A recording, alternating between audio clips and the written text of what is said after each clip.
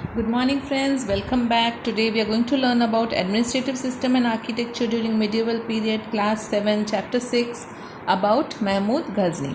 So Mahmud Ghazni was a foreign invader. He was the Sultan of Ghazna and he came to India just to loot. He was an invader who came just to take away all the precious stones and the precious gold and silver and diamonds from India, because India जो है वो बहुत ही rich country थी. Though the Rajput age is well known for its valor and sacrifice, it also saw the construction of many beautiful and imposing buildings. So Rajput age जो है वो बहुत ही powerful age थी, बहुत ही स्ट्रॉन्ग किंग्स वाली as थी, जहाँ पर जो राजा थे या फिर जो राजपूत लोग हैं वो अपने बलिदान के लिए माने जाते हैं कि वो अपने आप को बलिदान करना पसंद करेंगे, लेकिन किसी के गुलाम होकर रहना पसंद नहीं करते हैं. और साथ ही साथ उन्होंने बहुत अच्छे अच्छे सुंदर सुंदर palaces and gardens and constructions, जो हमारा हेरिटेज है आज, वो भी हमें गिफ्ट में दिया है. Many foreign invaders invaded India during this period. अब क्योंकि इंडिया बहुत ही रिच कंट्री थी, बहुत सारे precious stones and diamonds and gold and silver पाया जाता था, इसीलिए बहुत सारे फॉरेन इन्वेडर्स इंडिया में आए और उन्होंने लूट करने की कोशिश की. और महमूद गजनी जो सुल्तान ऑफ गजना है, उन्होंने भी इंडिया पर बहुत बार अटैक किया और between 1000 CE and 1075 CE he has attacked many times on India.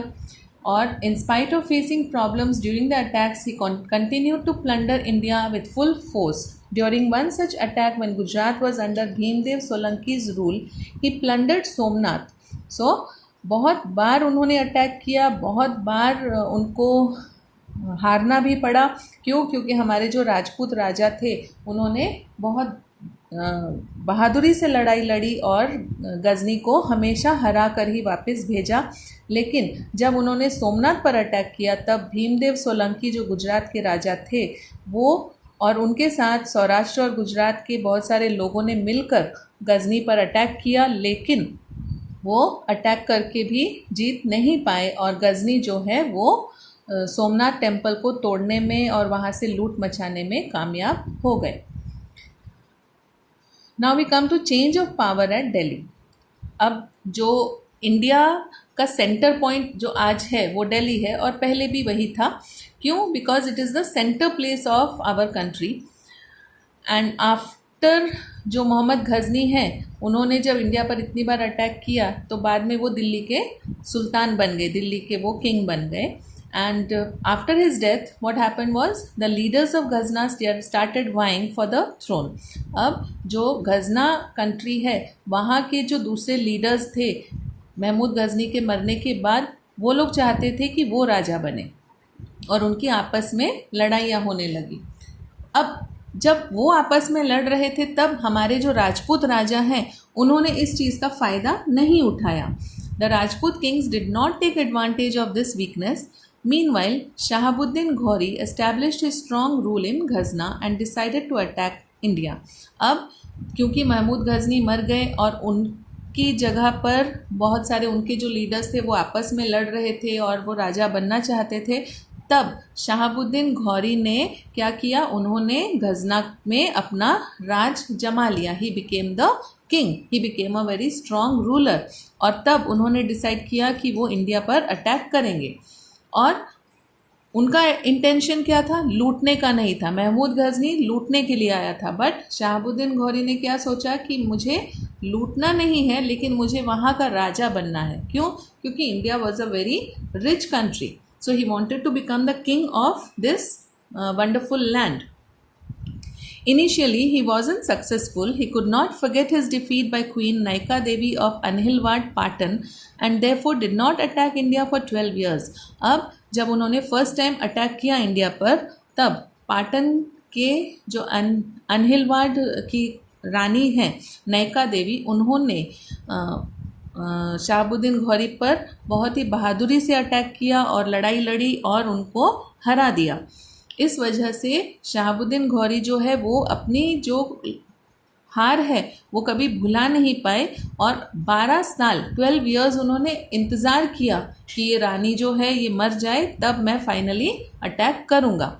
और अब उन्होंने क्या किया, 12 इयर्स के बाद अपने आप को और स्ट्रांग बनाया और 12 इयर्स वेट करके वापस उन्होंने दिल्ली पर अटैक किया। Now Prithviraj Chauhan fought bravely but without any prior preparation or help from the other Rajput kings. With his defeat, the Rajput ruler came to an end in Delhi. So Prithviraj Chauhan जो है वो तब दिल्ली में राज करते थे और उन्होंने बहुत ही बहादुरी से लड़ाई लड़ी, लेकिन क्योंकि उन्हें दूसरे राजपूत राजाओं से कोई भी सपोर्ट नहीं मिला, इसकी वजह से क्या हुआ, वो हार गए। जो पृथ्वीराज चौहान है वो हार गए और पृथ्वीराज चौहान के हारते ही क्या हुआ, जो राजपूत रूल है वो ख़त्म हो गया। अब वहाँ पर किसका रूल आने लग गया, मुगल्स का।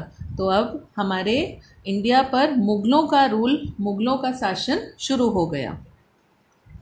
As a result Shahabuddin established his rule there and extended his kingdom. अब शहाबुद्दीन जो है उन्होंने दिल्ली पर अटैक किया था, इसलिए वो दिल्ली के राजा बन गए।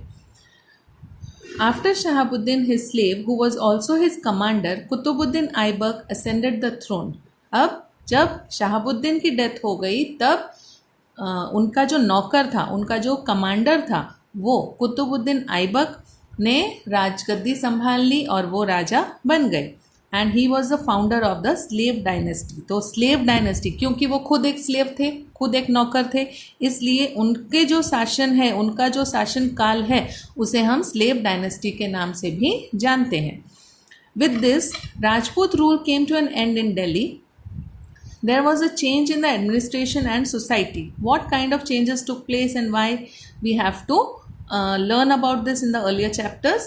In place of valor and sacrifice, people started conspiring against each other for power. The throne of Delhi was stained with blood. अब क्योंकि जो राजपूत जब शासन था, जब राजपूत राजा थे, तब वो बलिदान में मानते थे, वो वीरता में मानते थे, वो चाहते थे कि अपनी देशभक्ति को आगे रखें।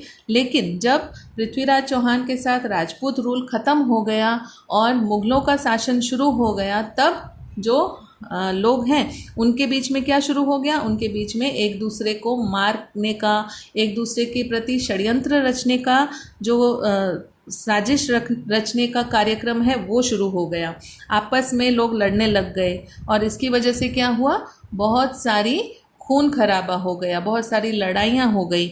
और जो दिल्ली है वो लड़ाइयों की वजह से it was stained with blood, मतलब वहाँ पर क्योंकि बहुत सारी लड़ाइयाँ हो रही थी, बहुत सारे लोग आपस में लड़ रहे थे, मर रहे थे, तो it is called as stained with blood. मतलब वहाँ पर हमेशा खून की होली खेली जा रही थी, मतलब बहुत सारे लोग मर रहे थे। So with this we come to an end of this chapter. I hope you have understood each and every topic and point. Please do leave your comment in the comment box, and then we will continue with the next chapter very soon. Thank you.